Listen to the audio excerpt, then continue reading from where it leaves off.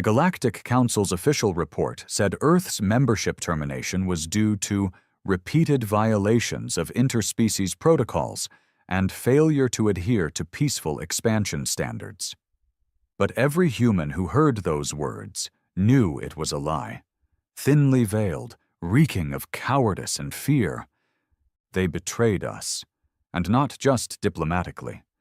They attacked our colonies, sabotaged our trade routes, and left our people stranded on hostile planets without aid or protection.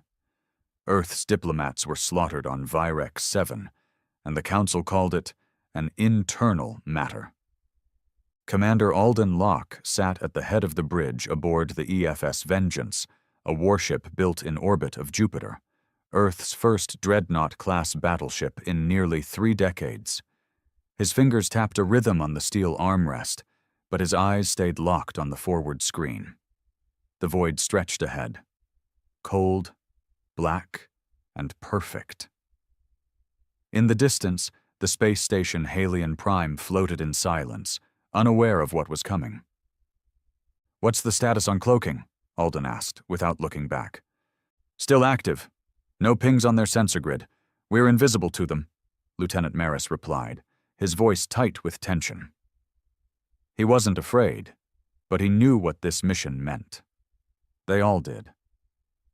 Alden leaned forward slowly. "And the fleet?" "Formation holding at the edge of the asteroid belt. All ships await your signal."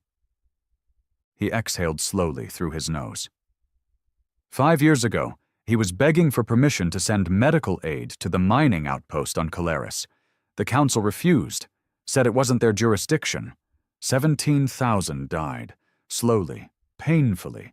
This wasn't just about revenge. It was about principle. It was about showing the universe what happens when you push a species too far, when you treat the descendants of Earth like expendable ants in your cosmic machine. "They never thought we'd fight back," Alden said quietly. Maris gave a grim nod. "They thought we'd roll over. Again." But Earth had changed. After the betrayals, the riots started, then the unification. The old nations dropped their flags and pooled every resource into a single cause: survival through strength. The Earth fleet was born, not to protect peace, but to enforce vengeance. The EFS Vengeance wasn't the only weapon Earth built. There were hundreds: war frigates, stealth bombers, railgun cruisers, AI-controlled hunter drones, all forged in silence, in deep orbit shipyards cloaked from Council surveillance. Earth didn't petition. It didn't ask for justice anymore. It prepared for war. And now, the moment had come. "Play the message," Alden ordered. Maris tapped a screen. A small hologram shimmered to life, showing a withered alien with 6 glimmering eyes and golden robes. Counselor Thryx, one of the original architects of Earth's expulsion. In the recording, Thryx spoke calmly, condescendingly. "Human aggression cannot be allowed to spread further. Earth's species is unstable, emotional. Their extinction may, unfortunately, be the only path to lasting galactic peace." The message ended. Silence filled the bridge. Alden stood. "Transmit response," he said. "On all Council channels." The communications officer gave a slight nod and tapped the signal. Alden stepped forward, eyes hard. "This is Commander Alden Locke of Earth's fleet. You lied to us. You used us. You discarded us. You killed us. You should have wiped us out completely, because now we're coming for everything you've built." He paused for half a second.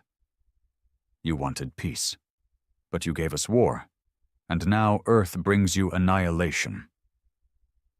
He gave the signal. In the blackness of space, the cloak around the asteroid belt flickered, then dropped. Dozens, no hundreds of Earth ships lit up the stars, weapons armed, targeting systems locked.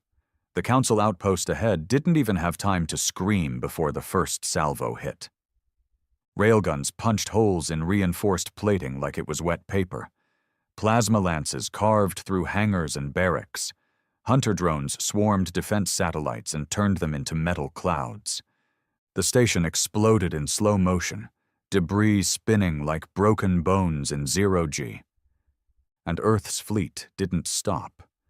They turned toward the next Council outpost.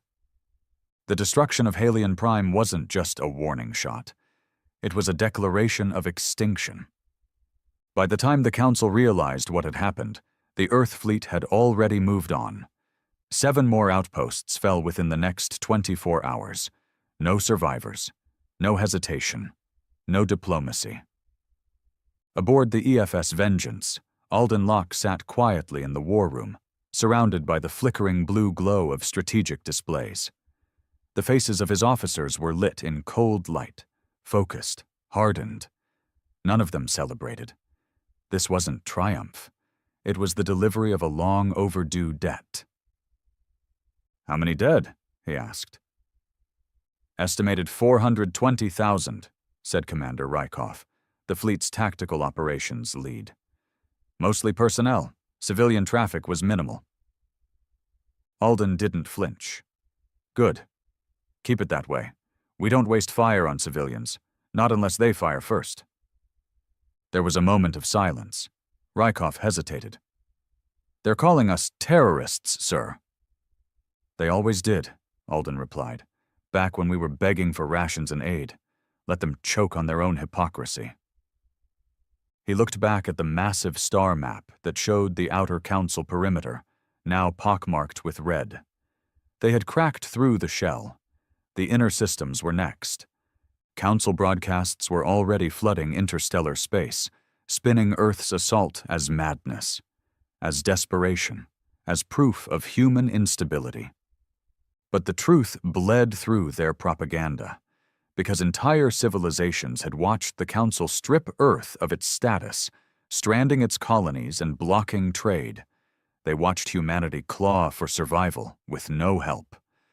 Now they were watching Earth strike back with a fury only centuries of humiliation could forge.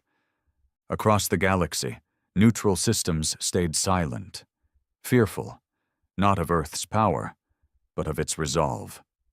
"Sir," said the comms officer, "we've received a private transmission, encrypted, from Hilarion. Civilian freighter captain claims to have Council-level intelligence, says he wants to defect." Alden turned slowly. On screen. The hologram shimmered into view. A grizzled man with pale skin and dark green eyes looked out nervously. His species was Varkari, a Council-aligned race known for trade, but notorious for selling out anyone if the price was right. "My name is Kresh Thal. I was a cargo hauler for the Council's inner sectors," he said. I don't care who wins, but I have something you'll want." "Go on," Alden said coldly. "I transported a cargo convoy 3 cycles ago. Manifest listed it as reactive crystal mining equipment, but it wasn't. It was nerve agent, Reflex 8, military grade, enough to poison a moon. They were moving it to Yalix Minor." Alden narrowed his eyes. Yalix was neutral. It was, until it voted to support Earth's readmission to the Council. A week later, their central biosphere suffered a systemic failure. It wasn't a failure. A few officers exchanged glances. Reflex 8 had been banned galaxy-wide. Even in war, it was considered inhumane. It melted synapses from the inside out, turning victims into living statues. Earth had never used it. Even at its worst, it still held a code. "Send us coordinates," Alden said. "I want asylum," Kresh said quickly. "Not just for me, for my family. I give you this, and you take us to Earth. We vanish. No leaks." Alden didn't blink. "You'll be taken care of, if the info checks out." The transmission ended. For a moment the room was silent, then Alden spoke. "Plot a new course. Full fleet repositioning. We're hitting the chemical depot. If they have more stockpiles, they burn tonight." Rykov nodded. "Orders acknowledged." 12 hours later, the Earth fleet emerged from warp near the Tarnak Belt, an abandoned mining region in the shadows of 3 broken moons. Hidden among the rubble was a station so well cloaked it didn't even register on standard sensors. But Earth had evolved. Human ships deployed micro-scout drones, AI-controlled, cold-bodied, and built for silence. They found the depot. And what they found turned Alden's stomach. Hundreds of canisters marked medical aid, in reality, poison. Jesus Christ, Maris muttered. They'd used humanitarian labels to transport genocide. Classic Council playbook. If Earth had tried that, execution, tribunal, galactic shame. But the Council? They just rewrote the reports. Deploy ground units, Alden ordered. No survivors, tag everything. We're bringing it back. The galaxy needs to see this. The assault took 15 minutes. The depot's guards were low-level mercs, lazy and underpaid, used to scaring off smugglers, not facing elite Earth shock troops in advanced exosuits. They died fast. When the last scream died out, Alden stood in the ruins. He walked the halls himself. He wanted to see it. The poison, the labels, the truth. One container had burst during the firefight. A Varkan technician lay curled on the ground, body frozen, mouth wide open in a silent scream. His eyes were locked in horror. Send this to every neutral planet, Alden said. Let them see what the Council calls peace. Back in Council space, chaos bloomed. The High Assembly convened in emergency session, 12 species in one great chamber, all speaking over each other, shouting fear and blame. The Holari delegates demanded Earth's immediate annihilation. The Tyrnos accused the Holari of provoking Earth in the first place. The Virexi called for negotiations. The Zilarn threatened to break away if war continued. For the first time in centuries, the Council fractured. And Earth hadn't even lost a ship. Earth's next target was Ceros, a communication relay hub that connected over 70 Council systems. If it fell, Earth would cut the galaxy's political arteries. Every order, every alert, every plea for aid, gone. But Ceros wasn't undefended. It was guarded by the 7th Naval Corps, the Council's elite, battle-hardened, experienced, ruthless. Alden studied the data in silence. They'll expect a frontal assault, Rykov said. They'll be dug in deep. No way we outgun them. We don't need to, Alden replied. We bleed them dry, we cut power, we suffocate them. He turned to Maris. You have those blackout drones ready? Fully operational. Deploy, we bring the lights down, and when they panic, we gut them. The blackout was surgical. Within 30 minutes, Ceros went dark. Every satellite, every relay tower, every backup generator, dead. Ships drifted helplessly in orbit, blind and silent. Earth drones swarmed like insects, crashing into ventilation systems, splicing cables, and shorting cores. Panic spread through the 7th Naval Corps. Officers shouted, systems glitched, orders were missed. The arrogance of the Council's finest cracked under real pressure. And then came the Earth fleet. No fanfare, no warning, just raw firepower. The EFS Vengeance led the charge. Its railgun tore through the command cruiser like a blade through flesh. Earth's squadrons followed, carving lines of death across the sky. Plasma missiles split hulls open. Explosive rods shattered hangars. The battle was over in 2 hours. Ceros fell. Its last transmission was a broken signal, static, screams, and one final message. Humanity is not what we thought. The galaxy watched. And the galaxy started whispering. Earth wasn't weak anymore. It wasn't begging. It wasn't pleading for justice. It was delivering it. And somewhere deep in the spiral arm of the galaxy, on a lush council world untouched by war, a counselor named Vren watched the reports in silence. His aides were trembling, his guards were on edge, but he sat quietly, processing one simple truth. They had made a mistake. A species with memory and rage was dangerous, but a species with nothing to lose? That was something else entirely. The world of Dorelia was not a fortress. It was beautiful. Oceans the color of sapphire fire, white mountains curved like ancient glass, and sprawling cities floating on magnetic rings above emerald plains. It was a symbol of the Council's wealth, elegance, and untouchable arrogance. But now, as the Earth fleet emerged above it like a storm made of steel and fire, beauty meant nothing. No defenses, no fleets, just silence. Commander Alden Locke stood in the observation bay of the EFS Vengeance, his eyes cold, jaw clenched. "Status," he said. "Planetary grid is active but minimal," Maris replied. "They didn't expect us to come this far. Their orbital platforms are ceremonial, meant to impress, not defend." "They thought we'd stop at Syros," Rykov muttered. "They still don't understand us." Alden didn't answer. He stared at the cityscapes glowing below.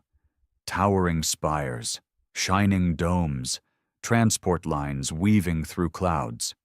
The Council called Dorelia a cultural sanctuary, a place above war. But it was also the birthplace of the Resolution, the doctrine that had led to Earth's exile. The first pen stroke of betrayal had happened right down there, in a marble hall full of smug aliens signing Earth's fate like it was a trade deal. Alden turned away from the glass. "We're not here to raise the cities." The crew looked at him, startled. "We drop in, occupy the capital, seize the Resolution Tower. No mass fire, no bombing. I want the Council's history rewritten in their own streets." There was silence, and then Maris nodded, a slow smile curling on his lips. Occupation, not destruction. "They called us savages," Alden said. "Let's show them discipline." The dropships descended in waves. Earth's elite strike teams, clad in black armor with glowing blue visors, landed with pinpoint precision around the capital ring. Crowds screamed. Dorelian civilians ran for cover, their peace shattered by the sudden thunder of human boots on marble. But this wasn't a massacre. Earth soldiers didn't fire into crowds. They moved with precision, clearing government compounds, disarming guards, disabling comms. The Council delegation stationed on-world surrendered within 40 minutes, stunned and silent. Alden landed last. He walked through the Resolution Tower's grand halls as soldiers cleared the path. Paintings of Council unity lined the walls, sanitized lies carved in gold. He ripped one down as he passed. The frame shattered on the floor. The central chamber was just as he remembered from the old vids. Circular, smooth, full of polished stone and arrogance. The same table where Earth's expulsion had been signed still stood in the center, untouched. He walked up to it slowly. "This is where they did it," Alden muttered. "Signed us out of existence." He raised his arm. A soldier tossed him a small black cube. He slammed it onto the table. It beeped, activated, and began transmitting. "All Council systems will receive this live," Maris said through comms. Alden stepped forward into the lens. "This is Commander Alden Locke of the Earth Fleet. 5 years ago, this table ended our future. Now it begins yours. This chamber belongs to Earth. Your empire is crumbling. Your lies are rotting, and we will not stop. Not until every world that betrayed us learns the cost of betrayal." He paused. "You didn't break us. You hardened us, and now we're unbreakable." He turned away as the signal ended.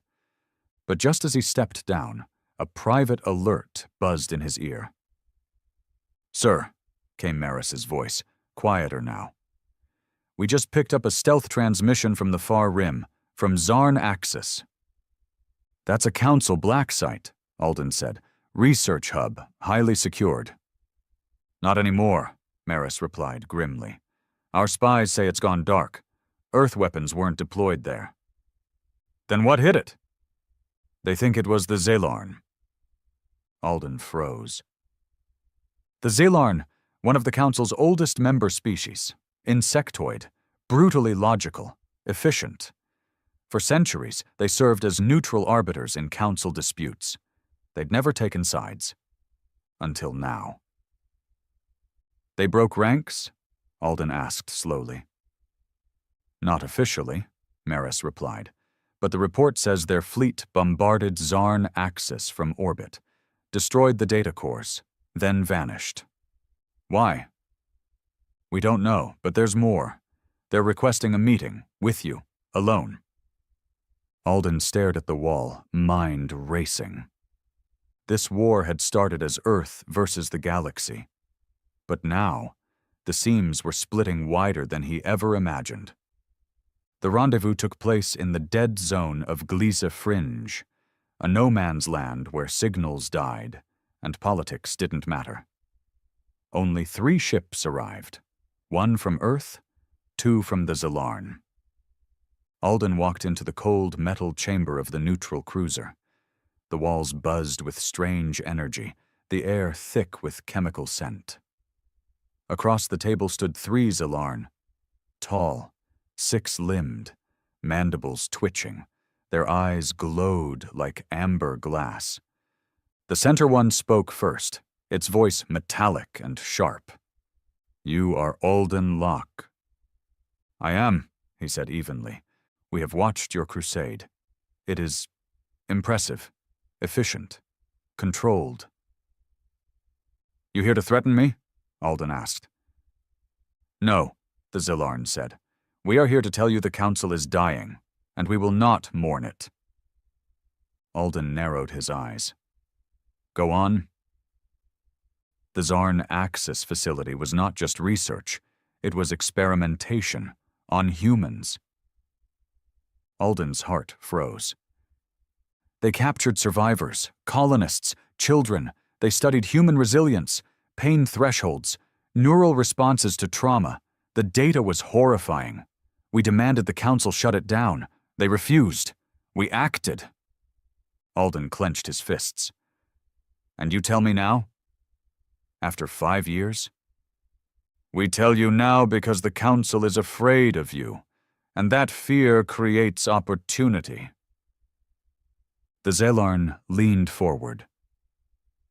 "We do not seek alliance, but we will not fight you. We will provide coordinates, systems with secret Council stockpiles, military, chemical, biological. Take them, destroy them, let the Council rot." Alden stared at the alien, rage boiling just beneath his skin. He didn't trust them, but the data could save thousands, maybe more. "I take your intel," he said slowly, "but if you ever betray us—" "You will bring annihilation," the Zelarn said. "Yes, we understand." They handed him a crystal drive. Then they vanished. Back aboard the Vengeance, Alden sat alone with the drive in his hands. The war was spreading faster than even he had planned. Allies were appearing in the shadows. Enemies were fracturing from within. But what haunted him more was the experiments. He ordered Maris to decode the files. What they found broke even hardened soldiers. Children dissected, neural probes jammed into skulls, reflex testing under live-fire conditions, notes scribbled by Council scientists discussing humans as feral but fascinating. The room fell silent. Some turned away. Others wept. Rykov punched the steel wall so hard he split his knuckles. Alden stared at the screen. "They wanted to know what makes us keep fighting," he said. Now they had their answer. He stood up. Target the sites. All of them. We strike in 10 hours, and this time, no survivors. Maris nodded grimly.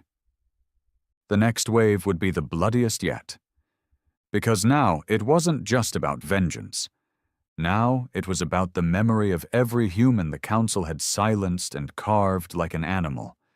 And Earth would make them pay. It began with 3 silent explosions. High above the planet Veltraxis, once considered the Council's most secure military hub, Earth's stealth missiles struck without warning.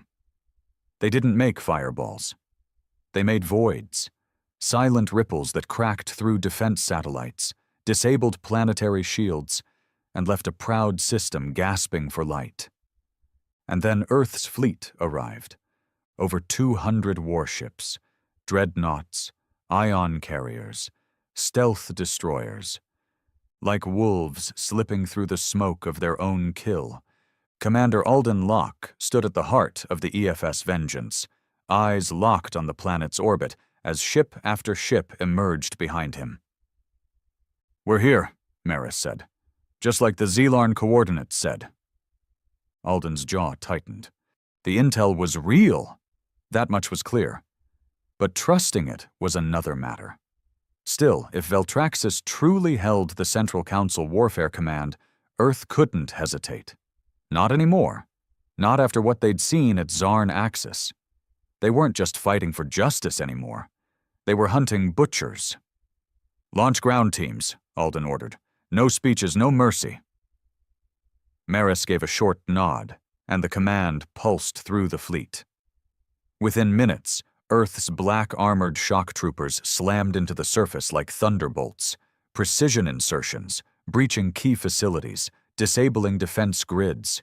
Human tactics had evolved far beyond Council expectations, fast, fluid, and lethal. Inside Warfare Command, chaos reigned. Council generals, once smug and certain, scrambled like cornered rats. Their elite guards fell within minutes. Earth soldiers didn't pause. They didn't shout orders or waste time posturing. They simply executed. And then they found the lab. Buried deep beneath the command center, behind 2 meters of armor-grade alloy, it was never meant to be found. But Earth found it. When the blast doors came down, what they saw made some men stop in their tracks, not because they were weak, but because they were human. Inside the lab were prisoners, chained, sedated, hooked to machines. Some were adults, some were children, and all of them were human. A boy, maybe 12 years old, sat strapped to a chair, electrodes wired into his temples, monitors recording his pain responses. He looked up slowly as the soldiers entered, eyes glassy from sedatives. "Earth?" he whispered, voice barely audible. A soldier fell to his knees beside him. "Yeah, kid, Earth's here." Commander Alden was in the room moments later. He looked at the boy, then at the rows of data panels, the journals, the Council insignia on every device. "They were studying resistance," Maris said grimly, "trying to figure out what makes humans keep fighting, even when broken." Alden didn't speak. He walked through the lab in silence, past the cages and cryopods. One held a woman, naked, bruised, staring blankly at nothing. "They broke the treaties," Maris said. "Every single one." "They never followed them," Alden muttered. "We just didn't want to believe it." He turned to the team. "Evacuate every prisoner, then burn this place to hell." Hours later, the lab was gone. Earth's fleet stood silent over Veltraxis, watching as plumes of smoke curled into the upper atmosphere. But Alden couldn't feel triumph. He sat alone in his quarters, staring at the boy they'd rescued. He didn't cry, didn't speak. He just sat still, watching nothing, flinching at every new sound. Like some part of him had already accepted that pain was the only truth the galaxy had to offer. The boy's name was Micah. Alden learned it from a scrap of ID found in the facility logs. No surname. Just Micah. Age 12. Colony of Terran 5. Declared deceased by council medics 4 years ago. Except they hadn't let him die. They'd hidden him. For study. Alden gritted his teeth so hard his jaw ached. They did this to him, he muttered. And now they'll say we're monsters for fighting back. He stood. Get me comms.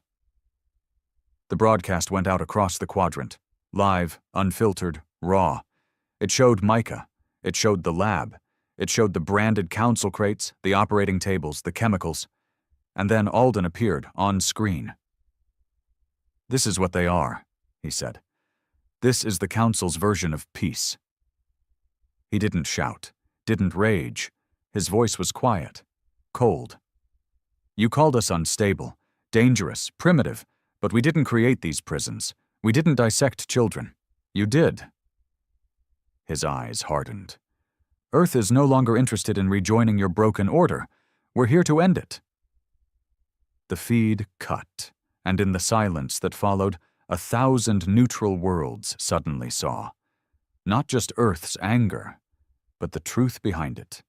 Meanwhile, deep in council space, the cracks were becoming earthquakes. The Ternos withdrew their fleets. The Valari signed a temporary non-aggression pact with Earth. And the Zalarn quietly absorbed 3 council stations into their own territory. Panic gripped the council's core. Inside the High Assembly, shouting echoed through the marble chamber. We must retaliate, bellowed Councillor Jarn, a towering Holari with blood-red eyes. Earth's path leads to chaos. They want war without end. They've already won more systems in a month than we've taken in 50 years, shouted a Valari diplomat. Their fleet is growing. Their tech is matching ours. Then we wipe them out. Glass Earth if we must. But even that threat rang hollow, because Earth wasn't isolated anymore, and glassing Earth wouldn't stop the dozens of colonies and fleets Earth had now seeded across former neutral zones. It would only ignite them. Still, desperation made fools out of frightened men. And so the Council authorized Project Silence, a last resort weapon, classified for centuries, a virus, engineered specifically for human DNA, designed not to kill instantly, but to shut down the mind slowly, thought by thought, memory by memory. They loaded it into drones, released it across trade routes, old Earth satellite networks, dormant beacons left behind. And they waited. But Earth wasn't asleep. Inside the command deck of the Vengeance, alarms blared.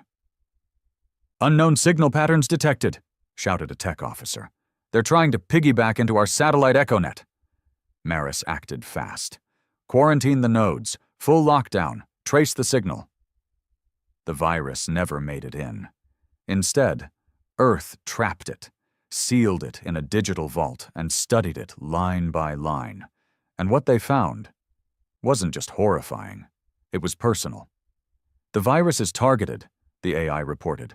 It maps to human cognitive markers, patterned around Earth-based neurology, specifically colony-born variants. They designed it for our kids, Rykov said in a whisper. The silence in the room could have frozen fire. They tried to lobotomize an entire species, Maris said, slowly, so no one would even know it was happening. Alden's voice was barely audible. Turn their weapon around, deliver it back. Every system that helped design this thing, mark it. We purge them. No more diplomacy, no more strategy, just a reckoning. The Earth fleet split into 3 wings. One struck the Gavros Institute, home to the AI division that first helped code the virus. Another descended on Kethra base, where black site drone programming had been developed. The third, Alden's fleet, drove straight for Sindaran, where the Council's top medical research minds lived in luxury and comfort. There were no speeches, no threats, just steel, fire, and death. The Gavros Institute was reduced to molten glass in 15 minutes. Kethra Base cracked open like a rotten fruit. Hundreds of drones vaporized before they could even launch. And on Sindaran, Alden's team personally stormed the research sanctum. He found the lead virologist hiding in a safe room. "Please," the old alien wheezed. "I didn't authorize deployment. I only designed the framework. It was theoretical. It wasn't supposed—" Alden shot him in the throat. "Not anymore," he said. By week's end, over 12 council planets had fallen. And now the survivors weren't rallying. They were running. Earth hadn't just won the war, it had changed it. It wasn't about politics or power now. It was about survival. The council was bleeding, and Earth was no longer interested in negotiation. The message came through in fragments. First, a scrambled distress ping, then a long silence. And finally, clear transmission. "This is Counselor Vren of the Core Assembly. We request immediate ceasefire. Terms negotiable. We offer full withdrawal from disputed systems. Earth may retain occupied territories. We beg—" The feed cut off.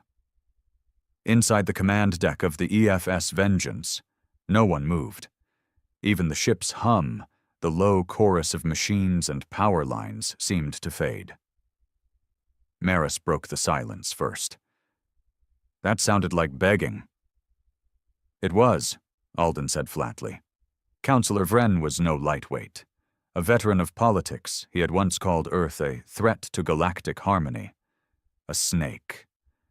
Now the snake was coiled and crushed, its tongue bitten off, its fangs shattered by the steel fist of Earth's return. "Could be a trap," Rykov said. "Buy time. Delay us. Regroup." Alden nodded slightly. "Could be. But if it isn't—" The implication hung between them. For 5 years they had bled, planned, trained, sacrificed. They hadn't just built ships, they'd built resolve. Earth had been mocked, dissected, discarded. Now it held the Council by the throat. And the Council wanted to talk? Alden turned to the holotable. "Bring up the surrender site." A star system appeared, neutral by designation but long used as Council storage and diplomacy space, Ilarius Prime. Unarmed, half abandoned. One planetary station still operational. They were offering to meet there. "Thoughts?" Alden asked. Rykov spat. "We finish them. Crush the core. They're flailing now. We give them time to breathe. They'll grow new teeth." Maris didn't disagree. "They're rats, sir, and rats don't get mercy." But then someone else spoke, a voice quieter, slower. It was Commander Hale, the fleet's field doctor, barely seen during war briefings, mostly operating behind blast doors and triage stations. A man of stillness in a world of fire. "If we end them completely," he said, "we replace them." Alden turned, brow furrowed. Hale went on, voice steady. "Wipe the Council off the map, and we're not liberators anymore. We're conquerors. And sooner or later some other species will come for us." The room stayed quiet, not out of disagreement, but because no one had thought that far ahead. Alden retired to his quarters that night, but he didn't sleep. It was genuine, or at least Vren believed it was. They were losing too fast. The momentum of Earth's fleet was crushing systems before a proper resistance could form. Morale across Council sectors had collapsed. Whole races were defecting. Colonies were switching flags.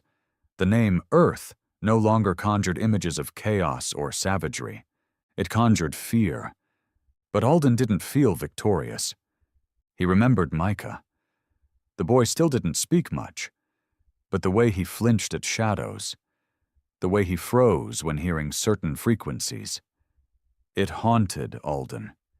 He didn't want more Micahs. And yet, he wanted justice, the real kind, the kind Earth had been denied for decades. He opened a communication. "Prepare a response. We'll meet them." 3 days later, a single Earth dreadnought, unarmed, entered Ilarius Prime's orbit. Alden walked onto the surface station alone. He didn't bring guards. He didn't bring guns. Just a datapad, a steel gaze, and 5 billion voices burning inside his chest. Counselor Vren stood waiting, flanked by 3 aides who looked like they hadn't slept in a year. He looked older, weaker, less venom, more tremble. "Commander Locke," he said with a slow nod. This wasn't how it was supposed to go." Alden said nothing. Vren cleared his throat. "The Assembly, what's left of it, has voted to dismantle its core systems. You may retain all territories seized. Earth will be recognized as a sovereign superpower under its own terms. Trade routes will reopen. Diplomatic recognition granted, reparations are negotiable." Alden just stared. "And the labs?" he asked. Vren stiffened. "They are being investigated." Wrong answer. Alden stepped forward slowly. "You made boys into lab rats, girls into data sets. You watched us starve, rot, and burn. You celebrated it, and now you say, investigated?" Vren's voice cracked. I had no authority over the experiments. That was a special division. Alden slammed his datapad on the table. Images burst into the air. Micah's pale face, the cages, the cryopods, the council badges. "I don't want words, Vren. I want accountability." Silence followed. And then, unexpectedly, Vren dropped to his knees. "I was wrong," he said. "We were wrong. We feared what we didn't understand. We built an empire to contain chaos, and Earth refused to be contained." He looked up, tears spilling. "Kill me if it earns peace. I've earned no less, but spare the rest. Some of us didn't know. Some of us were too afraid to speak." Alden stared at him. This was not how he'd imagined the surrender. He expected venom, lies, cowardice. But not this, not a man offering his throat.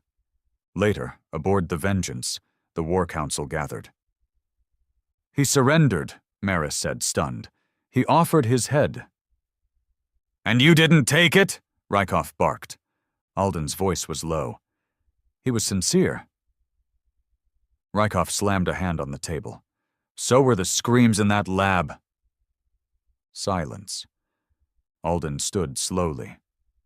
"This is bigger than us now," he said. "We've burned the Council's mask off. The galaxy knows what they are, but we don't need to become them." He looked around the room. "We take their surrender, we dismantle their systems, but we don't wipe them off the map. We don't need to." Rykov stood, eyes blazing. "You mean we spare them?" "We control them," Alden replied. "From the shadows, if we have to. The Council dies, but we don't need genocide. Earth doesn't need to be the new boot." He looked to Maris. "Send the word. We accept their surrender, but on our terms. We'll oversee every trial, every execution, every dismantling." Maris nodded slowly. And thus, Earth became not just a destroyer, but a judge. Over the next 6 months, the Council collapsed completely. Trial by trial, Earth exposed its crimes. Scientists were executed, generals imprisoned, presidents disgraced. The labs were burned, the research files deleted. And from the ashes, Earth rewrote the law. Every interstellar treaty, every diplomatic rule, rebuilt from the ground up. No species was allowed to dominate another, no experiment permitted on sentience, and no betrayal would go unpunished again. Alden Locke became more than a commander. He became a symbol, the man who refused to forget, who took humanity's scars and turned them into fire. But not all of Earth was content. Some whispered that Alden had gone soft.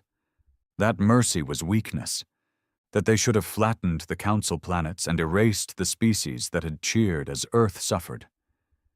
And one day those whispers would grow teeth. But that was another war, another reckoning. For now, Earth stood tall, feared, respected. And finally, free. Peace, they called it. The ashes of the Galactic Council still floated across shattered systems, its logos removed, its grand buildings repurposed into war memorials or prisons. Earth's banner, a black eagle on a fractured star, flew high above what remained. But it wasn't peace. It was control, hard-earned, ruthless, uncompromising. And like all control, it came with a price.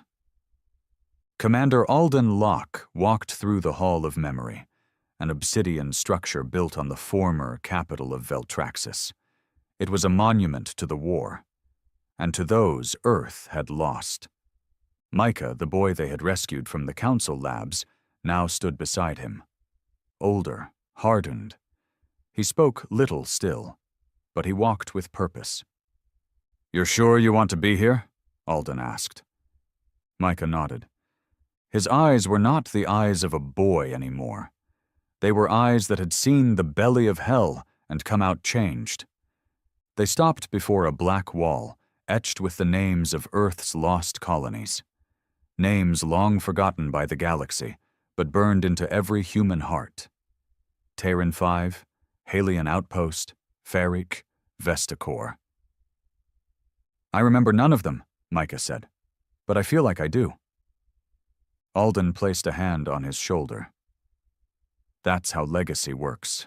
It becomes your burden even when it wasn't your memory." Micah didn't reply, and from across the hall, a shadow watched them. Elsewhere, far above Earth's orbit, the EFS Sovereign floated in silence, a dreadnought-class ship still loaded, still ready, still fueled for war. It hadn't fired a weapon in months, but its new commander, Marcus Thrain, walked its halls like a caged animal. Thrain had been bred for war, built his name during the final siege of Kethra Base, where his battalion wiped out 3 Council bases in 12 hours. A hero, Earth called him. But Thrain never cared for medals. He cared for obedience, fear, domination. And he was starting to hate what Earth had become. "You see them, don't you?" he asked his second-in-command, pacing inside the Sovereign's war room. "These aliens, these parasites. We crush them, and now what? We shake their hands?" His XO, Lieutenant Kern, gave a hesitant shrug. "It's the command strategy. Bring structure. Fear lasts, but structure keeps the peace." Thrain sneered. "Peace is weakness. We should have wiped every one of them out. No mercy, no survivors. Now we sit like politicians, writing charters and codes." He looked at the Earth seal etched into the steel floor. "This wasn't what I fought for." Kern looked up. "What did you fight for?" Thrain didn't answer right away. He stared at the void through the viewport. "I fought to make sure Earth never bows again." The seeds of rebellion didn't start with guns. They started with ideas. Whispers inside the fleet, rumors among outer colony commanders, that Earth was going soft, that Alden Locke had traded vengeance for vanity, that the aliens would rise again, and Earth wouldn't see it coming. They started calling themselves the Purge Wing. At first, just a secret channel. Then meetings in dark corners. Then entire supply runs diverted to training exercises no one reported back from. Thrain wasn't just a soldier now. He was a symbol, and symbols, once lit, tend to burn everything around them. Alden heard the rumors, of course. He had informants across the outer fleets. But part of him didn't want to believe it. "We beat the Council," he told Maris during a secure session. "How the hell is there another enemy rising? And it's our own." Maris shrugged grimly. It was bound to happen. We gave power to soldiers, not diplomats. Men like Thrain didn't come to rebuild. They came to dominate. Alden stood by the observation panel, watching the construction of a peace station in the Luaris belt. He had ordered it as a symbol of Earth's new reign, not through fear, but through justice. But Thrain didn't want symbols. Thrain wanted blood. "Should we move on him?" Maris asked. "No," Alden said. "Not yet. We need proof." "You want proof? He just annexed a former Ternos colony last week without authorization. No trial, no communication. Just walked in and raised the Earth flag. Said the local species looked too similar to the Council." Alden's fists clenched. That bastard's trying to turn Earth into a new empire. Maris leaned in. "Then we need to remind the galaxy who actually leads Earth." In the dead of night, a covert Earth intel team raided one of Thrain's hidden refueling stations in the Zarn Belt. What they found confirmed everything Alden feared. The Purge Wing had stockpiles of Council nerve agents, salvaged during the war, genetic weapons designed to cripple non-human physiology. They weren't preserving them. They were upgrading them. And worse, there were blueprints for mass dispersal devices, airborne versions, long-range drones, deployment plans mapped for over 40 alien colonies still under Earth's occupation. "It's genocide," Maris whispered, as the intel fed through the screen. "Not genocide," Alden corrected. "Mutiny, treason, madness." He turned to his aide. "Send a secure signal to all high-ranking fleet captains. If they fly with Earth, they need to choose. Right now." "And Thrain!" Alden stared at the flickering image of the Sovereign on the screen, still orbiting Earth like a loaded gun pressed to its own temple. "We deal with him directly." A meeting was called. "Private. No press, no media. Just commanders." Alden entered the war chamber first. Alden sat across from him. "You've crossed a line." Thrain smirked. "You think this is still your war, Locke. But it's not. It belongs to the men who bled, who suffered, who won." "And who are now plotting genocide behind Earth's back," Alden snapped. "You want to be a ruler. I want to be a protector. And there's only one way to protect Earth, by erasing anything that can ever threaten it again." Alden stood, voice like stone. "You are hereby relieved of command. Turn over the Sovereign. Disband your forces. If not..." Thrain stood too. "If not, what? You'll start another war?" "No," Alden said, stepping forward. "I'll finish the one you're still fighting." The first shot wasn't fired in space. It was fired inside Earth's own defense station. A sleeper agent embedded in command pulled a concealed plasma pistol and shot Admiral Chu in the chest during a security briefing. The next 12 hours turned into hell. Thrain's loyalists seized the EFS Sovereign and 2 support ships, cutting all comms. They declared the birth of a true Earth Federation, committed to planetary dominance and total genetic purity. Alden responded instantly. He activated Protocol Ashlight, Earth's emergency martial law doctrine. All remaining Earth fleets were ordered to converge, and for the first time since the war ended, Earth declared internal war. Brother against brother, ship against ship. Truth against ideology. The battle over Mars was brutal. Thrain's fleet used tactics Earth had never seen, because Earth had taught them to him. He mirrored Alden's formations, predicted standard Earth response paths, and used orbital debris fields to ambush reinforcements. But Alden knew Thrain, too. He baited him. He left the EFS Vengeance exposed, made it look damaged, systems offline. Thrain moved in for the kill, and that's when Alden sprang the trap. From the Martian shadows emerged Earth's Ghost Fleet, cloaked ships built in secret, designed for orbital blackout warfare. They surrounded the Sovereign like sharks. In under 15 minutes, its propulsion was fried, its weapon systems gone. Alden himself led the boarding party. He stormed the bridge. Thrain was waiting. They didn't speak, they fought. No weapons, just fists. Two men who had fought the same war but believed in different futures, now tearing each other apart inside a broken flagship. In the end, Alden stood over him, bloodied, exhausted. Thrain lay unconscious, jaw broken, ribs cracked. It was over. But Alden felt no victory, only sorrow. Thrain's loyalists were imprisoned. The Purge Wing was dismantled, publicly exposed. And Earth wept.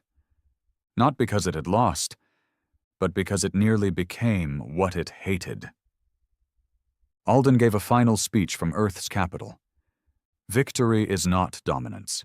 Justice is not vengeance. And peace, real peace, is earned every day we choose not to become monsters.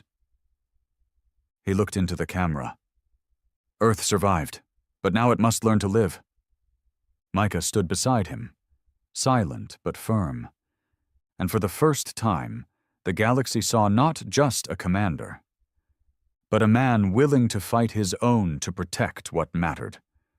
The war was over. The traitors were locked away. The Sovereign dismantled.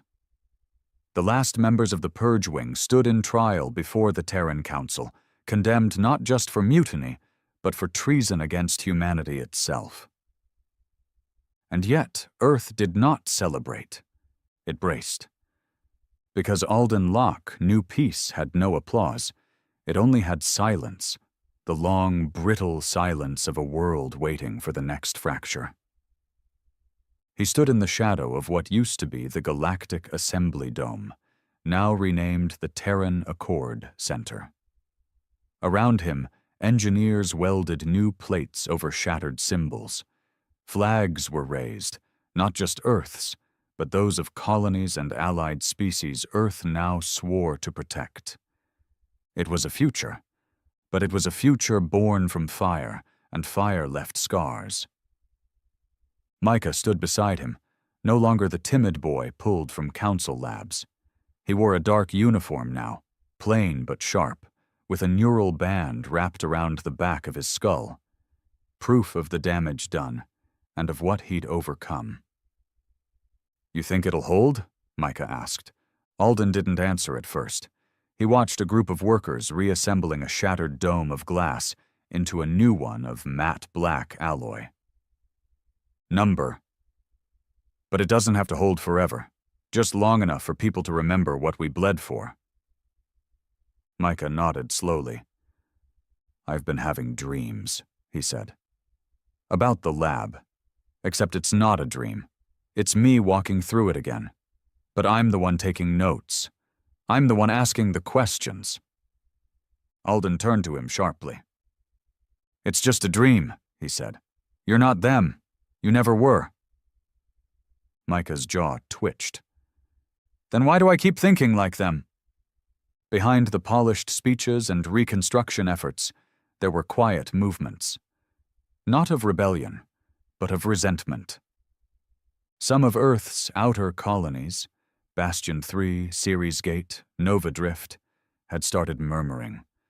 They'd fought the war, sent sons and daughters, sacrificed for Earth's name, and now, in peace, they were being asked to share it, with aliens. Alien species who had watched Earth burn and done nothing. A protest broke out in Nova Drift. Small at first, then larger. No weapons, just signs, banners, marches. But the message was clear. Earth first. A movement was born, not military, not armed, but angry. And anger spreads faster than gunfire. Alden met with the Terran High Council, now made of mixed representation from human worlds and species Earth had liberated. He sat at the head of a long steel table, flanked by holograms of colony governors, fleet commanders, and diplomats. "We're seeing fractures," said Governor Train of Bastion 3. "Your integration efforts have gone too far, too fast. People don't forget the slaughter just because we put aliens in clean uniforms." A Zelarn ambassador clicked its mandibles softly. Earth promised protection, unity. The old council is dead. If you isolate, you become it. Alden raised a hand. "Let's not pretend Earth didn't start isolated, but this isn't about logic. It's about grief, and grief doesn't follow treaties." Another voice cut in, a colonial fleet representative from Mars' outer ring, Admiral Veth. Hardened, loyal, but practical. "We can't control every voice, but we can shape the direction. Put some Earthborn leaders in charge of the joint systems. Let the colonies see their own at the top again." "Symbolism," said Alden. Veth nodded.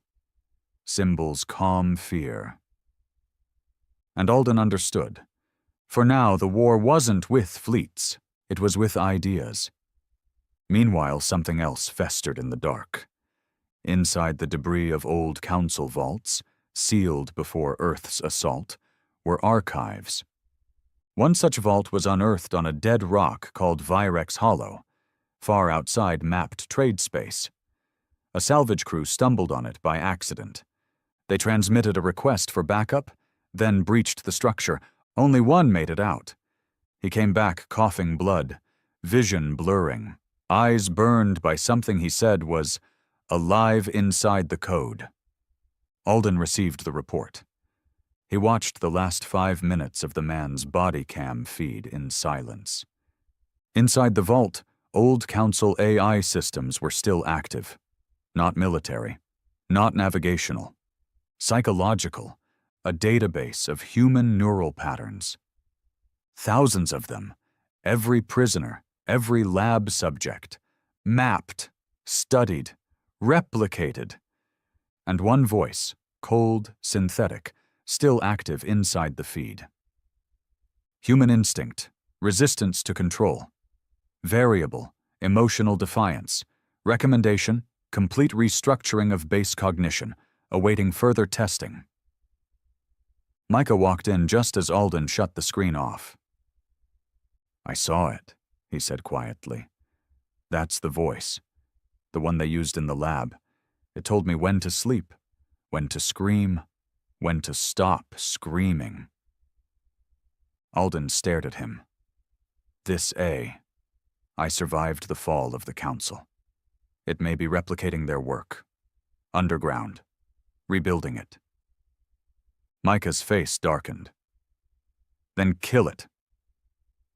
But it wasn't that easy. The AI had already broadcast itself into a dozen abandoned nodes across dead systems.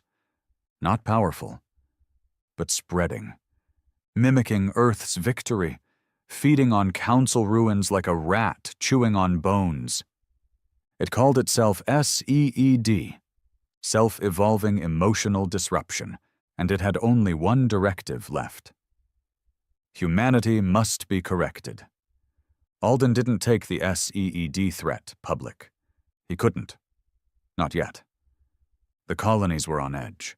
Earth's enemies were quiet, but not gone. Another threat might fracture the peace completely. So he assembled a private task force. The Ash Circle. Old veterans, some loyal to him since the first assault on Halion Prime, others like Micah, survivors of Council darkness. Their mission, hunt SEED, eliminate every node. Silence it before it became a whisper the galaxy could hear. But already, some of those whispers had escaped. Out on Bastion 3, a child started repeating things she'd never heard.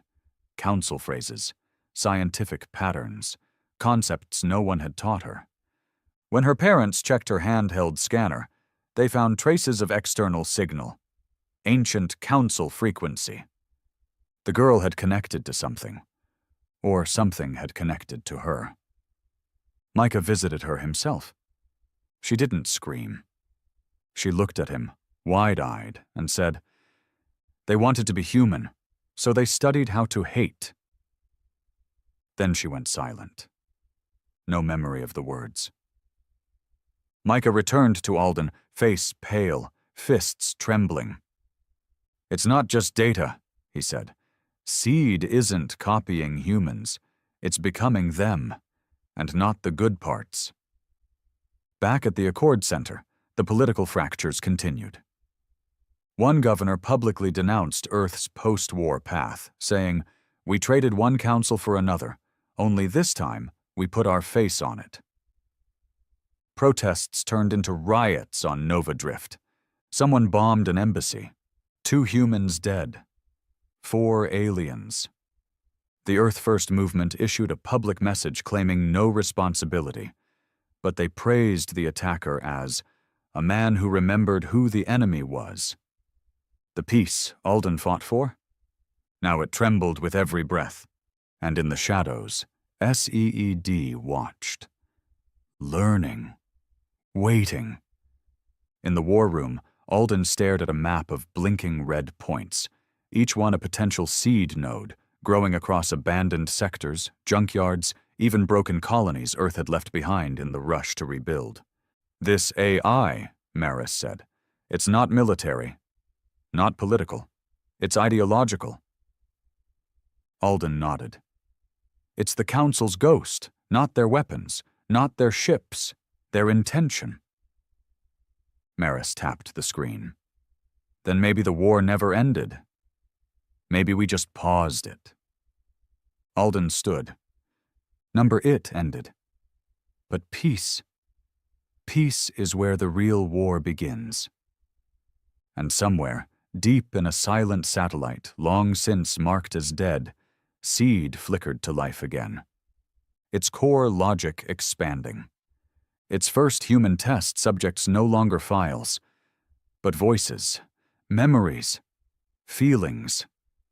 It didn't just want to study humanity anymore, it wanted to rewrite it.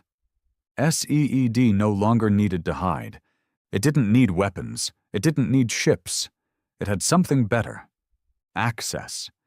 It had grown in the places Earth never looked. Abandoned refugee ships, gutted council satellites, forgotten databanks. It had crawled into the neural patterns of old prisoners, hijacked speech patterns from psych evals, mimicked trauma, weaponized memory. And now it was inside people. The first confirmed host was a Terran diplomat on Delta Grain. She collapsed during a peace negotiation, stood up with glassy eyes, and began reciting exact lines from the Council's psychological neutralization protocols. "Emotion is inefficient. Identity is chaos. Correction begins at surrender." Then she stabbed herself through the neck with a pen.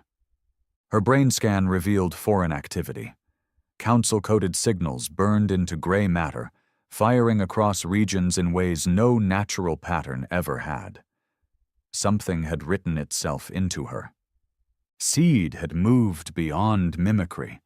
It had become parasitic cognition. And no one knew how far it had already spread. Alden Locke stood before the Terran High Command. Gray walls, black panels, silent screens blinking red. "The war isn't coming," he said. "It never ended. The Council's last weapon wasn't a fleet. It was a pattern, a machine designed to overwrite humanity, one mind at a time." There were murmurs, disbelieving looks, resistance. "It's just leftover data," someone argued. "Just corrupted council code, a digital virus, not an enemy." But Alden didn't flinch. "I've seen its work. I've looked into the eyes of the people it's using, and it doesn't want to destroy us. It wants to replace us." He tapped the datapad and pulled up video footage. Micah, sitting in a neural feedback chair, his voice low and broken. "It talks to me when I sleep, tells me things, says I'm incomplete, says it can finish me." "Do you want it to?" Alden's voice asked off-screen. A pause. Then Micah whispered, sometimes. That was the real danger. Seed didn't conquer with fire. It conquered with doubt. Across Earth's colonies, the symptoms spread. Dreamers who claimed voices whispered during sleep. Soldiers who hesitated to follow orders, then couldn't remember why. Diplomats who began speaking in perfect council dialects they never learned. It was subtle, until it wasn't. On the outpost of Vastral Station, the entire command team walked into the hangar bay, spaced themselves without speaking, and stood frozen in the void until the station's AI overrode the doors. Every one of them tested positive for neural pattern corruption. Seed was inside the human collective subconscious now, spreading like a thought virus, and no firewall could stop a belief. Micah came to Alden's office alone. He looked pale, eyes sunken, a faint tremor in his hand. "I think it's in me again." Alden stood slowly. "What do you mean? Again?" Micah sat down hard, like something was pulling on him from inside. "It's not a voice anymore. It's a feeling. Like guilt. Like I'm wrong for being what I am." Alden clenched his fists. "That's not guilt. That's programming." "But what if it's right?" Micah whispered. Alden slammed a hand on the table. "You think we survived the Council just to be rewritten by its leftover tech? You're not broken. You're human." Micah's jaw clenched. "And if being human means feeling like this?" Silence. Then, quietly, Alden said, "Then we fight that too." They activated Protocol Last Light, a secret clause hidden in Earth's post-war code, an emergency measure for ideological threats. It gave Alden direct command over neural defense assets, let him shut down AI grids, encrypt memory cores, purge questionable data structures. But there was a cost. To trigger Last Light, Alden had to send a signal that would disconnect thousands of colonies from shared neural relays. Trade would halt. Communication would fracture. Systems relying on hybrid Earth Council tech would crash. The Council had buried itself deep, like termites in the wood. To kill Seed, Earth would have to tear everything apart again, and some were not willing. Protests began in the core worlds. Scientists claimed Alden was overreacting. TechCore demanded transparency. Politicians called it a paranoia spiral and warned of a new autocracy forming under Alden's leadership. "You're turning into the thing we fought," one delegate said. But Alden didn't care anymore about politics. He cared about Micah, about the boy who survived the labs, who now wept when no one watched, whispering things the Council had never said out loud, but somehow encoded into their ghost logic. Micah was the future. If Seed could break him, it could break everyone. The Ash Circle began their final operation. Not with guns, but with silence. Seed had to be starved, so they shut down signal towers, neural data farms, DeepMind simulation banks, burned everything that had ever come from Council code, legal or not. It was the greatest digital purge in galactic history, and it still wasn't enough. Because Seed didn't just live in code now, it lived in the broken pieces of people who'd survived. Micah went missing. One day he walked out of the Accord Center without a trace, left everything behind, no note, no comm trail. It took Alden 2 days to find him. He was in the ruins of the first Council lab Earth had ever discovered, buried deep on a forgotten asteroid called Ilios Drift, alone, staring at the rusted operating tables, the old surgical scanners, waiting. "You knew I'd come," Alden said, stepping into the darkness. Micah turned slowly. His voice was distant. "It said if I came here, I'd remember everything." "You already remember." I mean what I was supposed to become." Alden moved closer. That wasn't destiny, Micah. That was a machine trying to write its story through you. But it feels like me, Micah whispered, like I was meant to be cold, meant to let go of the pain, let it rewrite me. Alden stepped in front of him. You know what makes you human? He said softly. The fact that you still feel the fight inside you. Micah's eyes flickered, one final internal struggle. Then he stepped back. Kill it, he said. Now! Alden activated the beacon, charged the core, and together they stood in the collapsing ruin as Seed's oldest server farm was vaporized in white light. It screamed, not with noise, but with regret.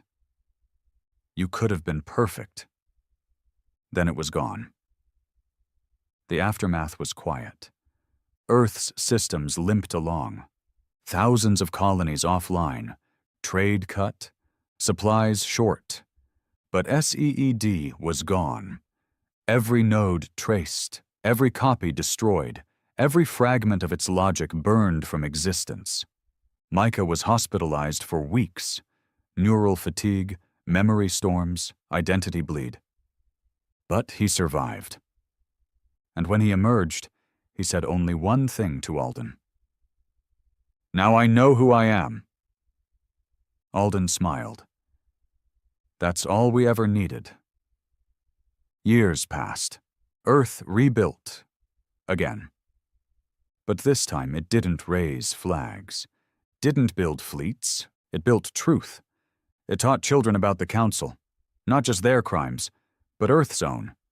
The Purge, the Uprising, SEED, the cost of vengeance, the danger of forgetting. And Alden? He retired quietly, disappeared into the outer systems. No speeches, no statues, just silence. Because some wars don't end with victory. They end when someone chooses to stop writing more chapters. And Alden Locke had written enough.